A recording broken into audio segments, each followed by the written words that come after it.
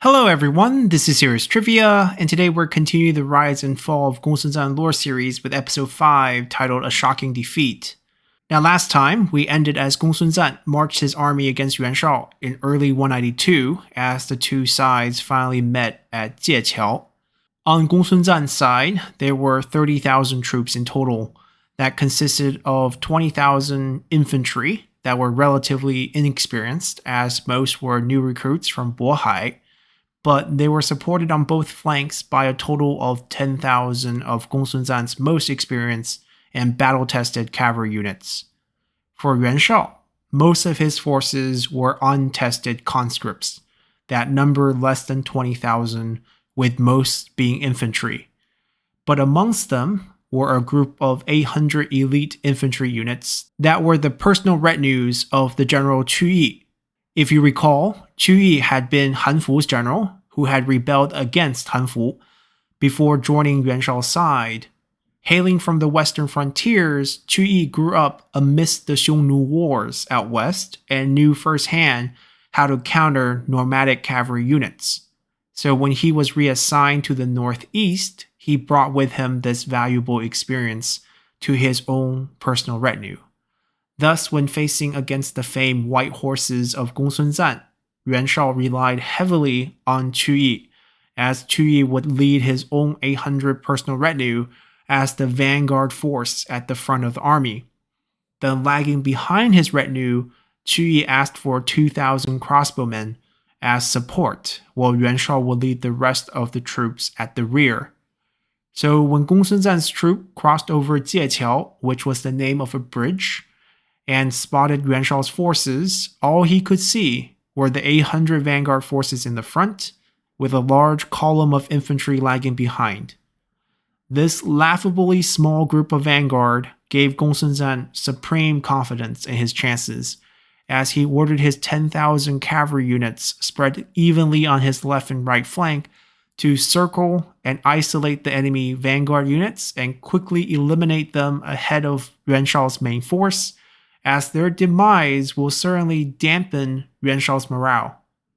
So in a typical nomadic fashion, Gongsun Zan's white horse auxiliary units charged forth and started to pepper Qu Yi's position with arrows from range.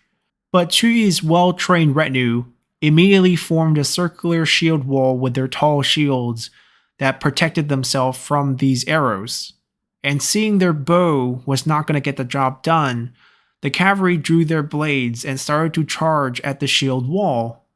But just as they got within 10 paces of the shield wall, spear-wielding troops would leap out over the circle of shields and stab at the rider before disappearing just as quickly behind the wall. Then, just as the bulk of Gongsun Zan's cavalry units started to stall around this shield wall, seeking for a way to break it, the 2,000 crossbowmen lagging behind Qu Yi's retinue started to unleash onto the unsuspecting cavalry, as Gongsun Zan's prized white horse auxiliary unit took a devastating loss at the Battle of Jieqiao, with thousands of casualties that day. One of Gongsun Zan's top officers in Yangang, who had just been appointed by Gongsun Zan as the governor of the Ji province, would be knocked off his horse and killed in this early exchange, as the remaining cavalry units would rout and scatter in all directions in order to avoid the crossbow fire. Then, with Gongsun Zan's best unit routed, Qu Yi would lead the charge with the rest of Yuan Shao's forces to push back Gongsun Zan's infantry across the Jieqiao bridge, as Gongsun Zan would try to make one final stand on the other side of Jieqiao, but with the tide of battle against him, the battle was lost. There was, however, one incident where Yuan Shao had personally remained behind with a small group of troops to observe the battle from afar, but with the main battle shifting to the other side of Jieqiao, a band of the earlier scattered white horse auxiliary unit did manage to regroup as they ended up attacking this small band of troops.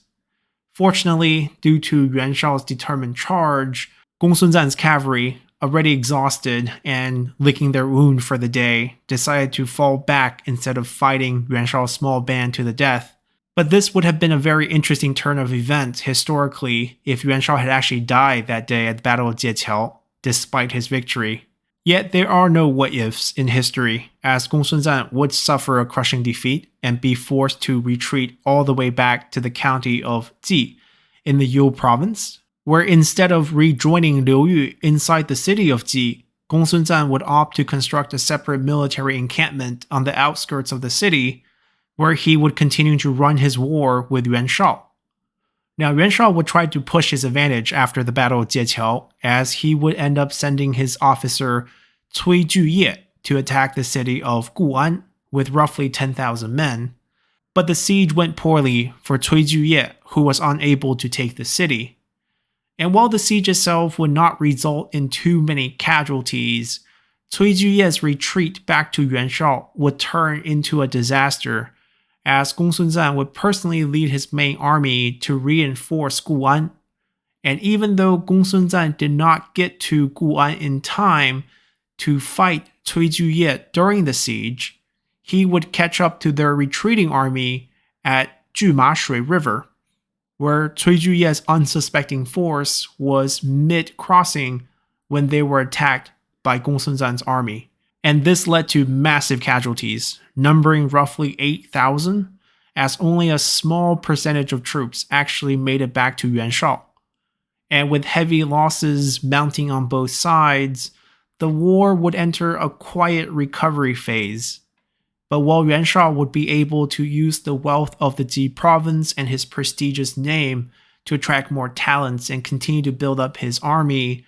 Gongsun Zan was faced with a roadblock named Liu Yu,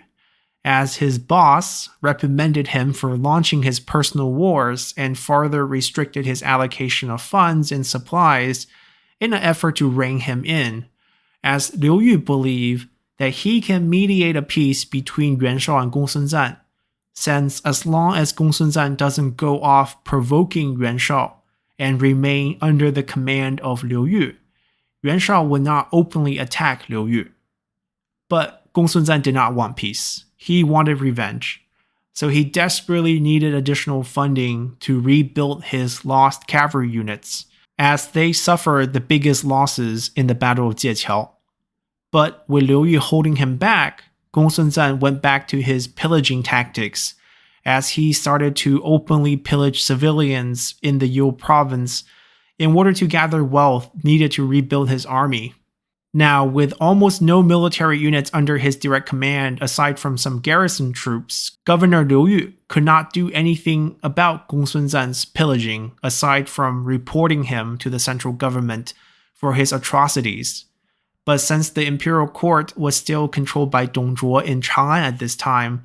these reports were going to do very little, as Gongsun Zan would even file counter-reports slandering Liu Yu for misrule in the region and demanded for his dismissal. But the courts would not be able to solve anything from afar, as Gongsun Zan was truly out of control. Liu Yu tried to schedule meetings with Gongsun Zan to talk some sense into him, but Gongsun Zan suspected that Liu Yu would try to ambush him at these meetings, so he refused to attend, and instead started to build his own fortifications as he worried that Liu Yu would start making plans to openly attack him. At the same time, Gongsun Zan also started to court a new ally in Zhang Yan of the Black Mountain Bandits, as they now both shared a common foe in Yuan Shao. Ironically, Gongsun Zan had just fought against the Black Mountain Bandits just 2 years prior in defense of the You province. But now, just 2 years later, Gongsun Zan was really no better than a bandit himself. Yet in early 193, another change in the capital would once again shift the balance of powers in the north, as Dong Zhuo would be assassinated by Lu Bu, and after a chaotic and brief struggle for power in Chang'an, a new government under Li Jue and Guo Si would form, as this new imperial court would actually try to mediate peace in the north. So in early 193, Grand Tutor Zhao Qi would personally visit the north, and the truce between Yuan Shao and Gongsun Zan would actually be signed, as both of them wanted to use this temporary peace to take care of internal matters. And with that, our episode also comes to an end, as we'll continue next time to look at Gongsun Zan's most pressing internal matter, which is none other than his suffocating boss, Liu Yu, as he would finally take advantage of this new government in Chang'an to remove his boss, Liu Yu, for good. So hopefully y'all enjoy this episode enough to hit that like button to help support the channel, and I'll see you all next time. Bye!